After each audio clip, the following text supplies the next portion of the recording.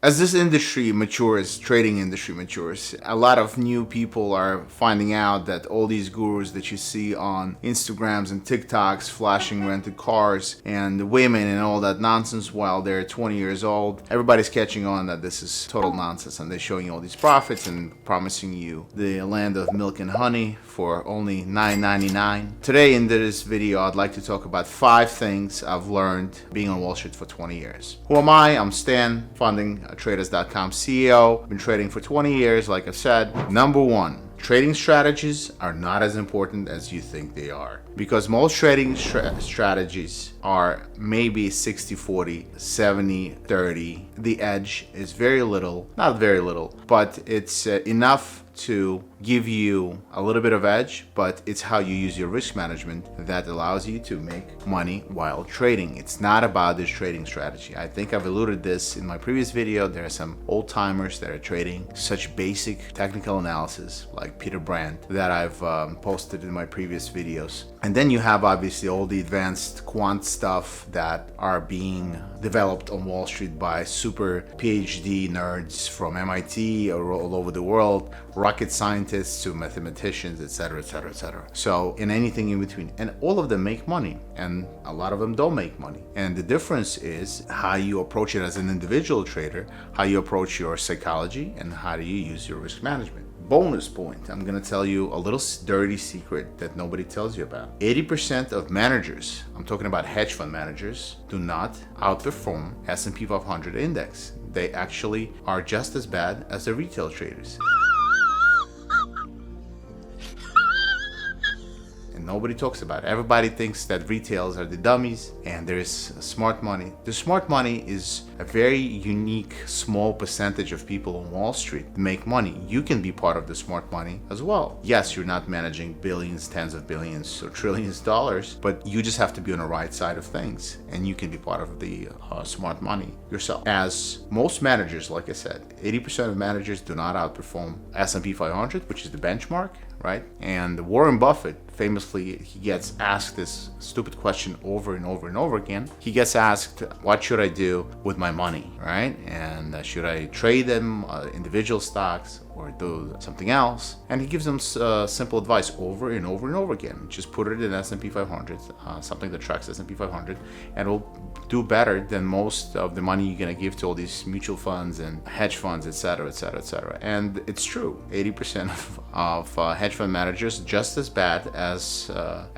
with all their fancy degrees and all that mathematics and all that PhD stuff. They're just as bad and just as human as a retail guy who's trading a 100K account, you know? So the number 2 thing that I want to mention is the biggest thing that leads to retail traders' demise is being undercapitalized. Being undercapitalized forces traders to do silly things, and a dirty secret number 2 that nobody talks about is you're better off having a side income when you start trading. It's true, unfortunately, because when you're starting out, the pressure from producing income right away is so great, and you don't have any other income just from trading. Most people take their savings, life savings, let's say they take their $1,000, $5,000, $10,000, $50,000, and then they have to produce income that will pay for their apartments, their cars, their food, and whatever, right?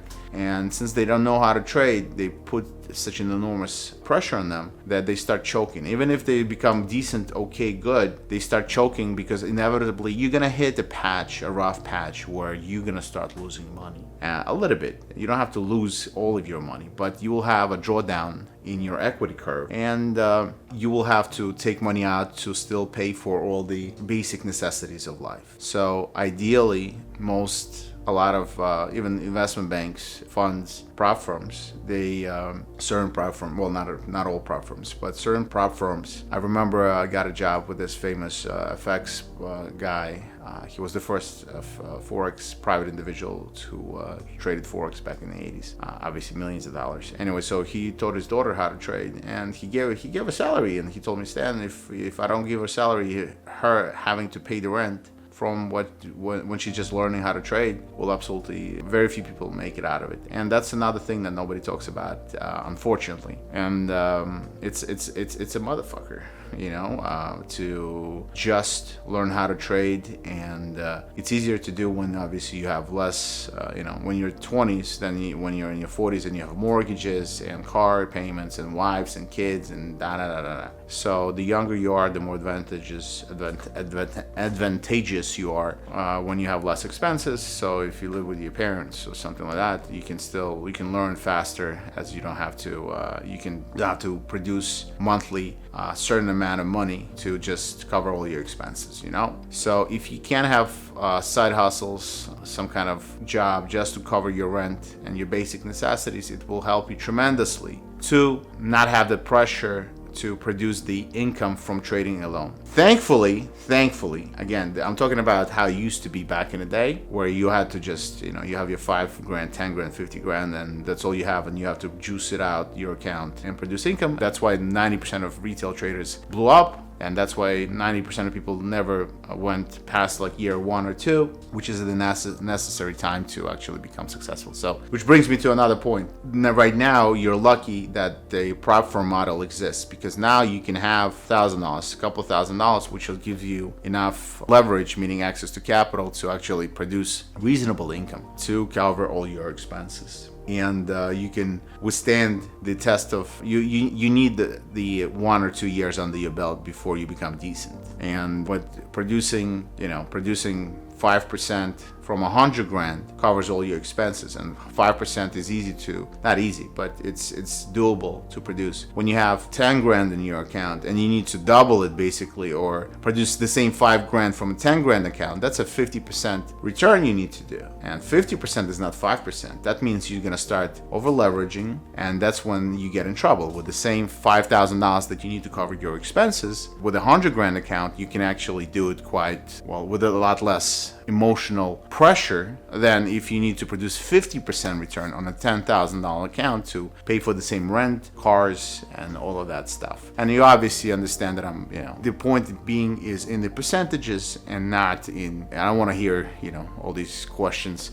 What if I have 1,000? What if I have 15,000? It's just in the percentage terms. So if you only have a small amount of money, it's extremely difficult to produce month after month consistent income just from the get-go. And this is where the third thing comes in that not very few people want to admit to in the trading world. It takes about 1 or 2 years. Okay, 1 or 2 years is what it would take you to become decent in trading. And most people, they buy courses that teach them, okay, within a month or two, they set these erroneous expectations, thinking that within a month or two they will master this whole thing. And I give them, how long does it take to become a doctor? How long does it become a good engineer or a lawyer? It takes time.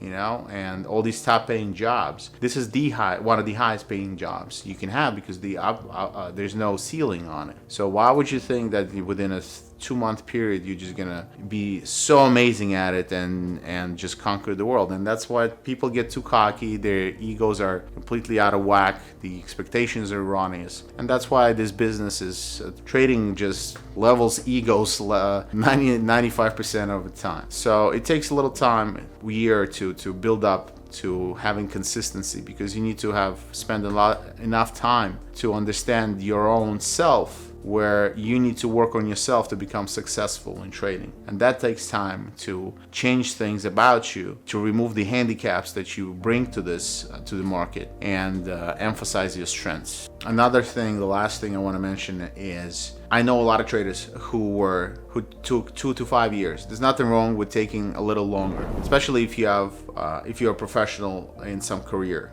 I give this example. There's a famous S&P mini trader. He was a doctor, and as a doctor, it took him he was working 12-hour shifts. Then he would trade, and it took him 10 years to become one of the best traders I know, who trades at ES or S&P minis futures, S&P 500 in the United States. It took him 10 years, so don't beat yourself up if it's taking you 1, 2, 3, 4 years. It's a very tough business, especially when you don't have certain advantages. The advantages that you don't have as a retail trader, as opposed to somebody who's working in a bank. A bank trader trader will see a flow, an order flow from all his big clients. So if he sees that George Soros fund is buying $1 or something, he knows, oh, I can piggyback off of that trade, right? The same thing with stocks, same thing with anything else. So you don't have that information. That you get that information a little bit later at best, right? So if at all. And a lot of these banker traders, when they go into the real trade for themselves, they